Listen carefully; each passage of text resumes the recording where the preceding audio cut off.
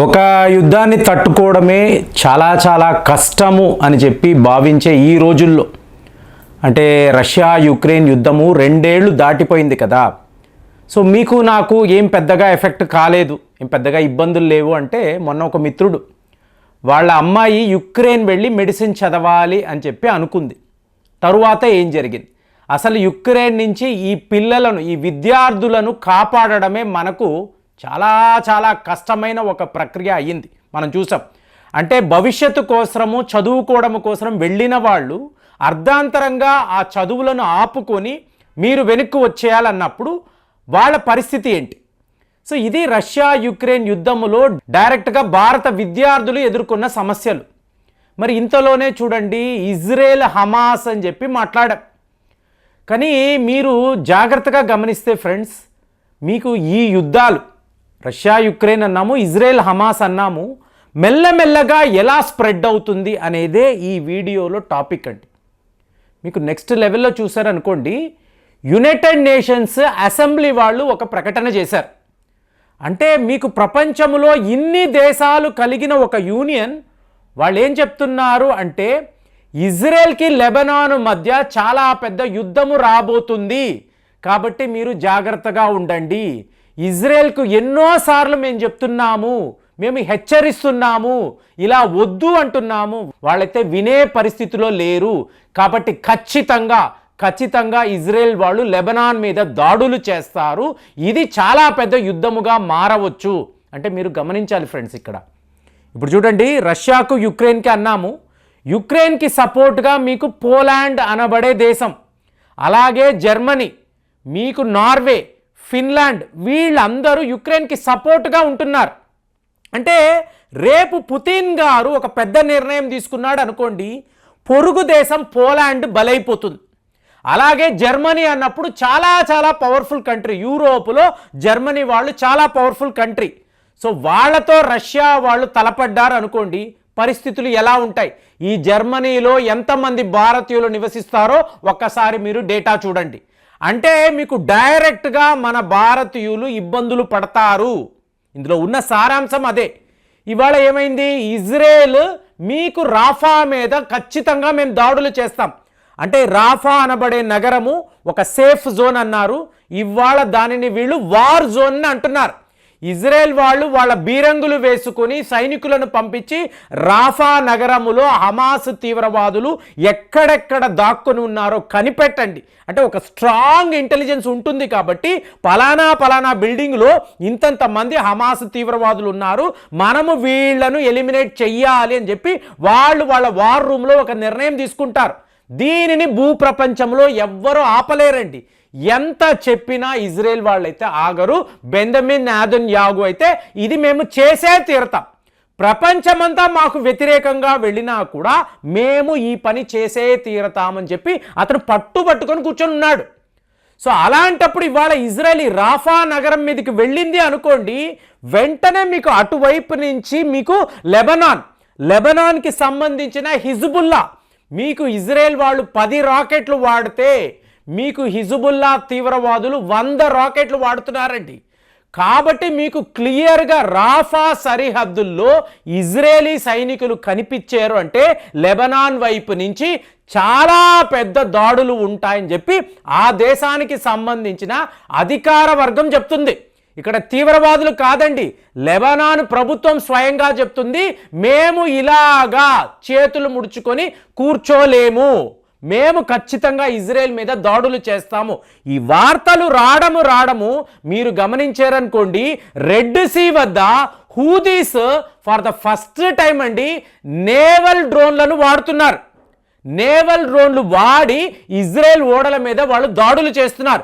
Israel అనండి, Israel మిత్ర దేశాలు అమెరికా, యూకే, యూరోప్లో ఉండే దేశాల ఓడల మీద అంతా కూడా హూదీ రెబల్స్ దాడులు మొదలుపెట్టారు. అంటే చూసారనుకోండి, ఇజ్రాయెల్ హమాస్ అన్నాం అంటే ఇజ్రాయెల్కి పాలస్తీనియా యుద్ధము అనాలి. అక్కడ నుంచి ఇప్పుడు ఏం మాట్లాడుతున్నాము? లెబనాన్ అంటున్నాము.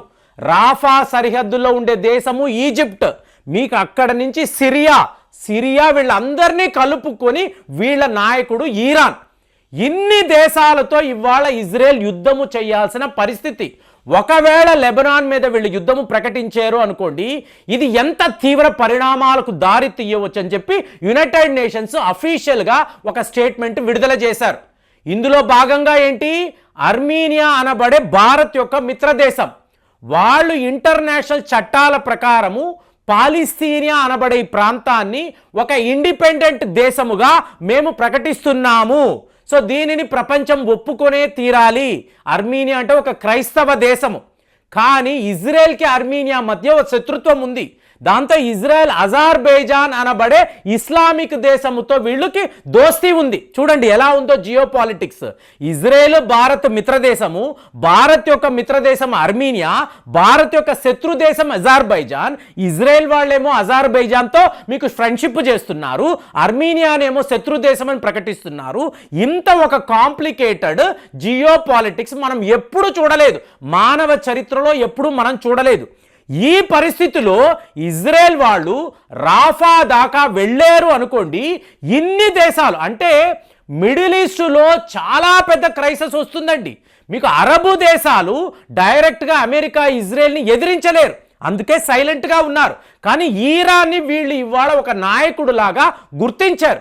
ఈరాన్ అయితే ఆగదు కదా, ఈరాన్ వైపు నుంచి ఒకే ఒక ప్రకటన, నువ్వు లెబనాన్లోకి వెళ్ళి చూడు, తర్వాత ఏం జరుగుతుందో చూడు అని చెప్పి వాళ్ళు కూడా, అంటే ఈ నెల రోజుల్లో వాళ్ళు ఈరాన్కి సంబంధించిన ఒక మిలిటరీ శాటిలైట్ను లాంచ్ చేయబోతున్నారండి. ఇజ్రాయెల్ యొక్క దళాలు, వాళ్ళ యొక్క డిఫెన్స్ ఫోర్సెస్ ఎక్కడెక్కడ ఉన్నారు, ఎలా ఆపరేట్ చేస్తున్నారో ఈ వివరాలను హూదీస్కి ఇస్తారు, హిజ్బుల్లా వాళ్ళకి ఇస్తారు. అలాగే మీకు ఈరాన్ యొక్క ప్రాక్సీస్ ఎవరెవరు ఉన్నారో వాళ్ళకి ఇస్తున్నారు. అంటే ఇజ్రాయెల్ ఎంత ప్రమాదంలో ఉంటుందో చూడండి. అలాగే మీరు ఇంకొక వైపు చూసారనుకోండి, నార్త్ కొరియా వాళ్ళు ఇంకొక మిలిటరీ శాటిలైట్ను లాంచ్ చేయబోతున్నారు. వీళ్ళందరూ ఎవరు అని చూసారనుకోండి, వ్లాదిమిర్ పుతిన్ యొక్క కిరాయి గూండాలండి. వాళ్ళను ఆయన ఎలాగైనా వాడుకోగలడు, ఈరాన్ని వాడగలడు, నార్త్ కొరియాని వాడగలడు.